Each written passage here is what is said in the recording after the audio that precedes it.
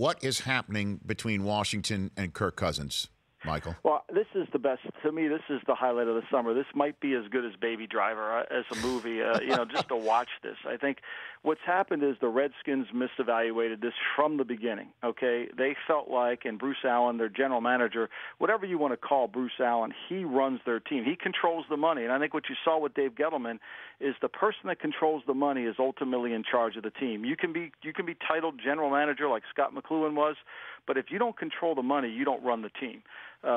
It's the old Watergate thing, Rich, follow the money, and you know who's in charge. Bruce controls the money. Bruce miscalculated the ability of Kirk Cousins. I think they still miscalculate the ability of Kirk Cousins. There was a time period when Kyle Shanahan joined me in a brief little bit that I was still in Cleveland, and he wanted to trade desperately for Kirk Cousins, and Bruce was really being indifferent about maybe making a trade, and he wanted a second-round pick at that time, and, it was hard to trade a second-round pick for a guy you hadn't seen play in pro football. But Bruce miscalculated this from the beginning. He thought he could convince Priority Sports and Mike McCarthy and Mark Bartlestein, the NBA agent, and Rick Smith that he could kind of convince him in taking a deal, because part of who Bruce is as a general manager is he was a former agent, so he thinks he can sell or talk a cat off the top of a fish truck. So I think what happened there is he miscalculated. And then his only out was, since he continued to miscalculate it, was to keep franchising him. And so now he's in a situation where the player has played far better than he thought, but clearly not to the level that he's being paid. And he's put the agent in a position where it's easy for them to say, you know what, why should we do a deal? Let's just walk it through, Rich. Let's say he doesn't sign a long-term extension of the number he wants.